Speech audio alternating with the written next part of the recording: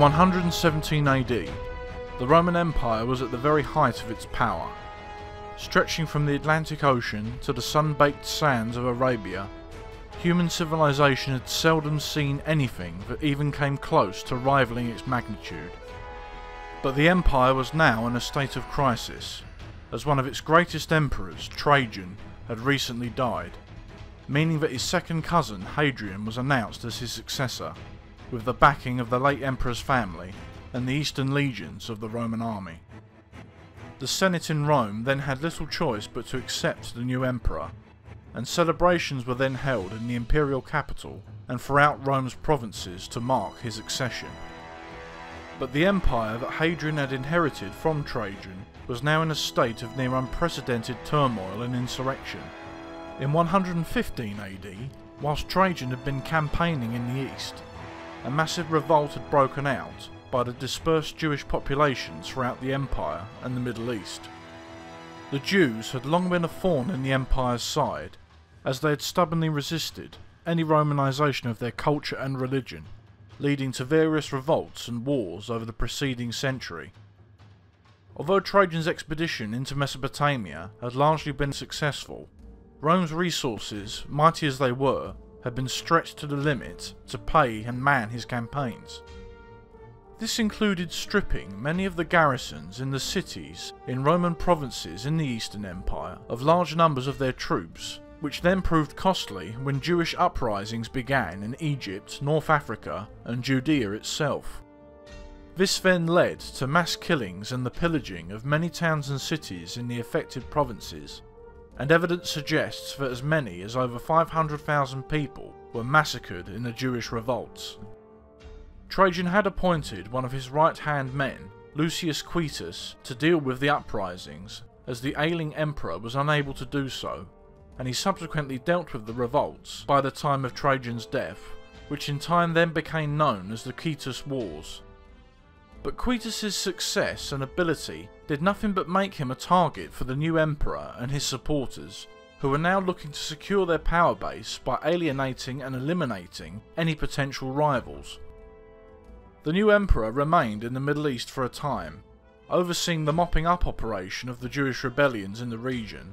whilst back in Rome, the Praetorian Guard, which was the bodyguard of the emperors, under the command of Hadrian's former guardian, Publius Attianus, rounded up and executed a number of high-ranking officials whom they claimed were plotting to overthrow the new emperor. These included the commander in the Quietus Wars, Lucius Quietus, Aelius Cornelius Palma, another high-ranking general, and two other rival senators, Lucius Publius Celsus and Gaius Avidius Nigrinus. Nigrinus in particular was seen as a threat to Hadrian, as he had sufficient wealth, rank and connections to rival him. All of the men were then abducted and killed under the supervision of Attianus, whilst Hadrian himself remained in the east. This gave Hadrian plausible deniability to a certain degree, but there was little doubt amongst the remainder of the Senate that Attianus had acted under Hadrian's orders, and there remained from this point on considerable mistrust and bad blood between the Senate and the new emperor for the remainder of his reign.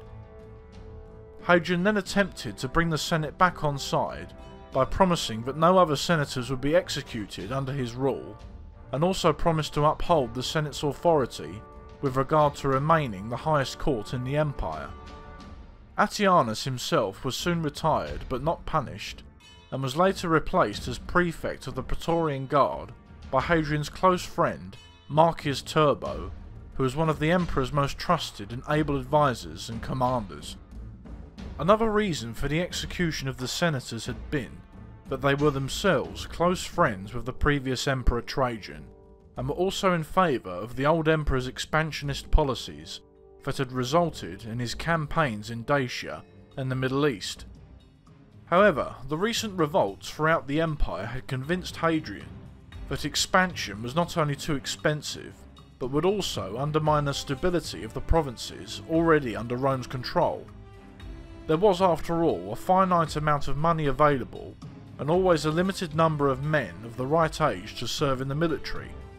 Therefore, endless conquest with the aim of expanding the empire even more would eventually result in it not being able to maintain order. The emperor therefore made the momentous decision that the Roman Empire's days of expansion were now over. Instead, Hadrian decided that the best way to ensure the survival of the Roman Empire in the medium to long term would be to strengthen and consolidate Rome's frontiers, and also focus on the stabilisation of Roman territories, which would then bring about improved levels of peace and prosperity. After Hadrian had arrived in Rome, he sought to win over the support of the populace by holding celebrations both to mark the start of his reign and also to honour his predecessor Trajan. He did this by publicly burning all the records of tax arrears Rome's citizens held to the government, which along with other populist measures won over the support of the plebs and further weakened any potential grassroots support for his opponents in the Senate. It had been customary for previous Roman emperors to spend the vast majority of their reigns within the borders of Italy and indeed Rome itself, relying on messages from the provinces for information, and mainly only venturing outside of Italy to lead important campaigns, such as Trajan's wars against Dacia and Parthia. Hadrian, however, broke with this convention and made the decision to tour as many Roman provinces as he could in order to assess each one's governance for himself.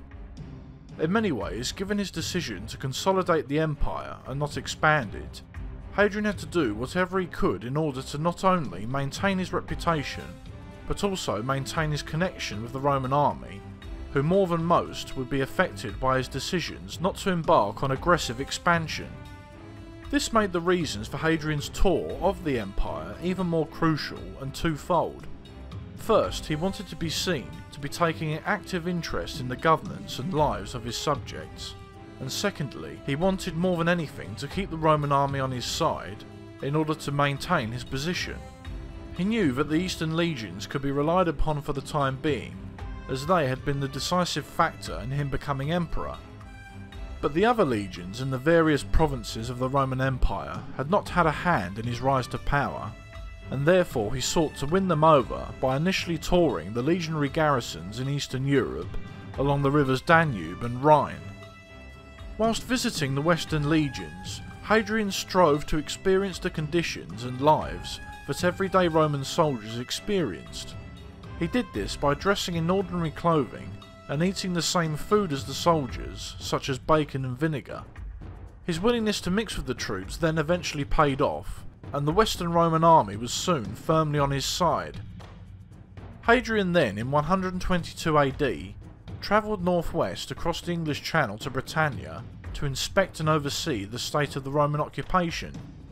Britannia had been under Roman control for nearly 80 years, but its conquest had been a costly venture for the Roman Empire,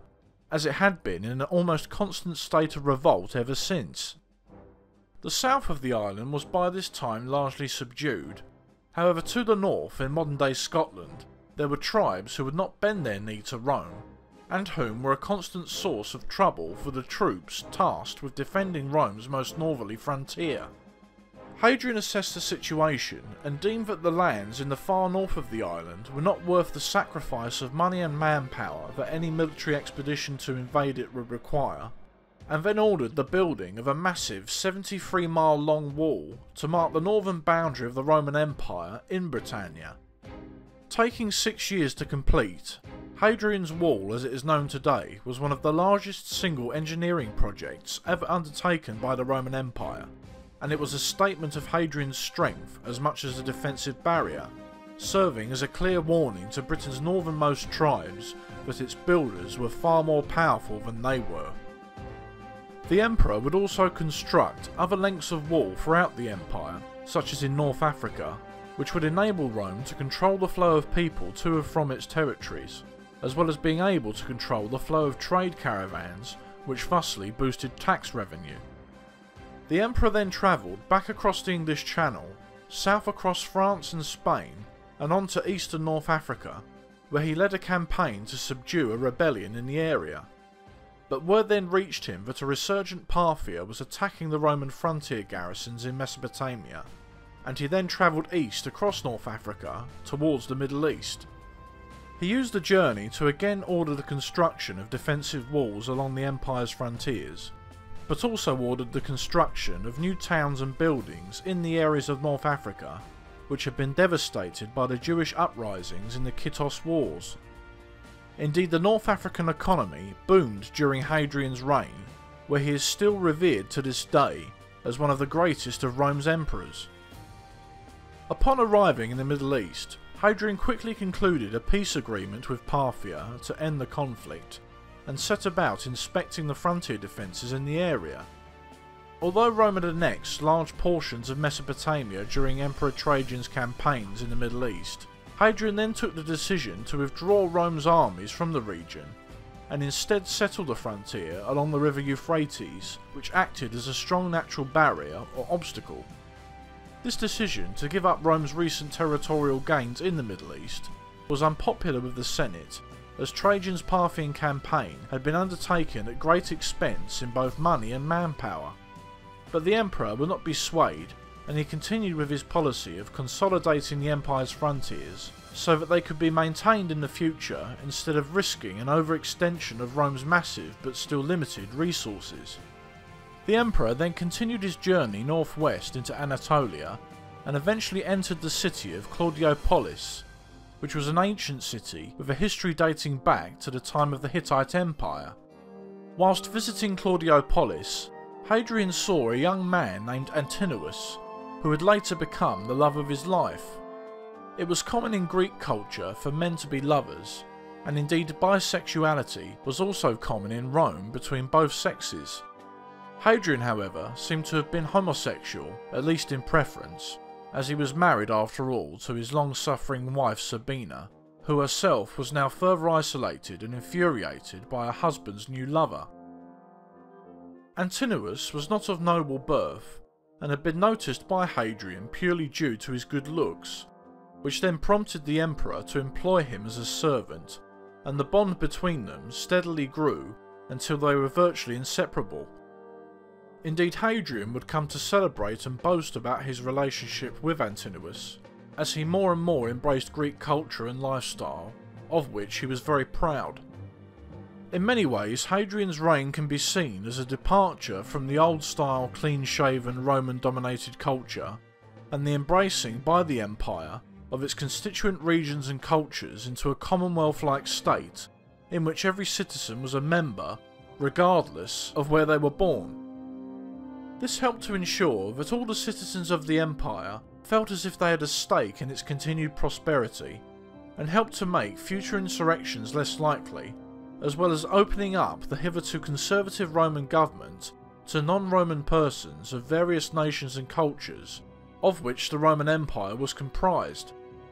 In essence, Hadrian wanted the empire to reflect his own outlook, as he was himself a Spanish-born Roman emperor who held Greek culture to be one of the greatest achievements of the classical age. The emperor then travelled to Greece itself in 124 AD, where he yet again oversaw the state of its governance.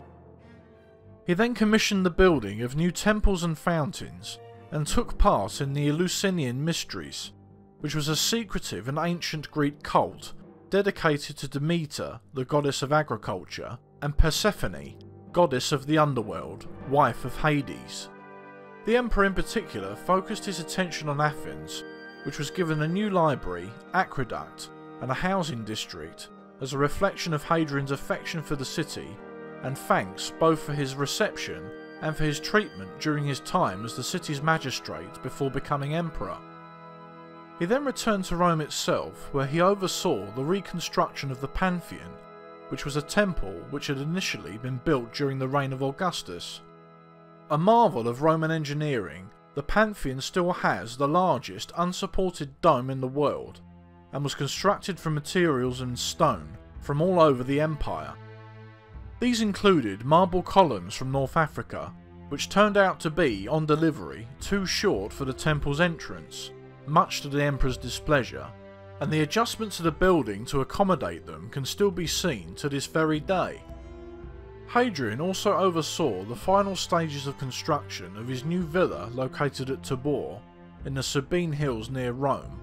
which was a sprawling and opulent dwelling comprised of a number of areas or features, which differed in their style in order to reflect the different cultures of Rome's many provinces.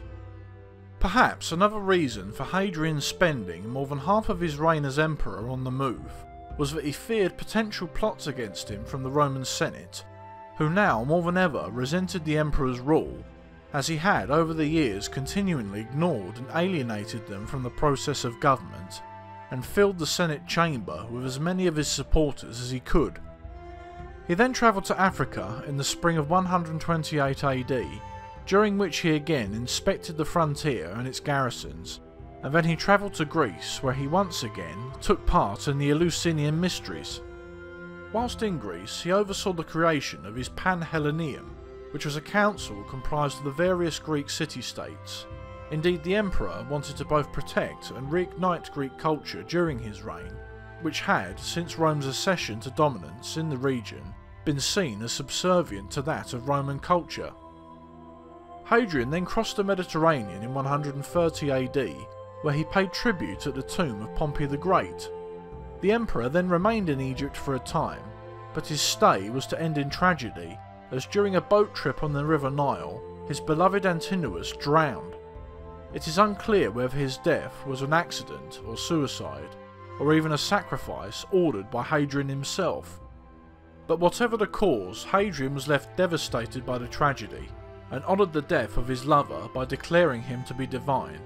after which he started a cult in Antinous' honour. He even named towns after him, founding the city of Antinopolis on the River Nile, and ordered statues to be built all over the empire in his memory. The emperor then travelled through the Middle East until he finally returned to Greece once again, where he oversaw the final stages of the construction of the massive temple of Olympian Zeus in Athens in 132 AD. However, whilst in Greece, word reached the emperor of another large-scale insurrection in Judea under the Jewish leader Simon bar Kokhba. The Roman occupation of Judea had by this time resulted in large numbers of Romans settling in the area, who then received tax breaks. The area's Orthodox Jews were also highly resistant to Roman attempts to impose their system of belief on the Jewish population, as the Romans and Greeks had many gods, whilst the Jews, of course, only believed in one. This, combined with the previous large-scale revolts and wars between Rome and the Jews in the Eastern Empire, meant that ill feeling and resistance was still widespread. This then erupted in 132 AD, resulting in heavy losses for the Roman garrisons in the region.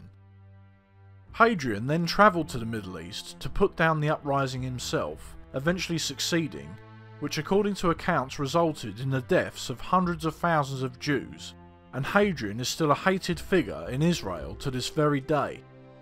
Indeed, the Bar Kokhba revolt, as it is now known, was a full-scale war rather than a mere local insurrection, as the emperor had to call upon the support of over half a dozen legions, numbering upwards of 100,000 troops, to deal with a Jewish force which itself numbered upwards of 200,000 according to accounts. Hadrian then abolished the province of Judea altogether and renamed it Syria Palestinia, and the Jewish revolt was well and truly crushed by 136 AD. However, the long-winded and bloody campaign in the searing heat of the Middle East had had much the same effect on Hadrian as the campaigning in the region had had on his predecessor Trajan, resulting in a downturn in his health. Perhaps because of this, the emperor then returned to Rome, where his wife Sabina died in 136 AD, ending their long and bitter union. He then turned his attention to the succession and adopted Lucius Sionius Commodus as his son, making him his heir. But Commodus then died in 138 AD, prompting Hadrian to then appoint Antoninus Pius as his successor, who would himself go on to be emperor for nearly 23 years. Hadrian's health had deserted him by this time, and he retreated to his villa near modern-day Naples, where, on the 10th of July, 138 AD, he died at the age of 62. His body was then cremated, and his ashes were then, after being laid to rest in several different locations, taken to Rome and placed in his own purpose-built mausoleum, which can still be seen in the city to this very day. The Emperor Hadrian is seen today to be a complex and divisive figure by historians. Some see him as an authoritarian dictator who treated the Roman Empire as his own personal possession, controlling its governance himself without ever listening to the opinions of the Roman Senate or its people. Indeed, his actions, particularly his suppression of the Jewish revolt late in his reign, still earn him criticism and even outright hatred. But other historians believe that Hadrian was one of Rome's greatest emperors, who consolidated and prolonged the life of the empire, and who reformed and rejuvenated its government in both Rome and its provinces. He is also praised for opening up the Roman government to people from outside Italy and giving them greater influence in the Senate, which had, in the past, been dominated by the Roman aristocracy. Whether Hadrian was an enlightened reformer or an egotistical authoritarian will always be debated, but the fact remains that wherever one cares to stand in modern-day Europe, North Africa or the Middle East, one stands in lands whose histories have been shaped by the decisions that Hadrian made. There can be no doubt that the actions that he took in life transformed the future of the Roman Empire, and indeed the world, to such a degree that the name Hadrian is still known by millions, if not billions of people alive today, nearly 1,900 years after his death.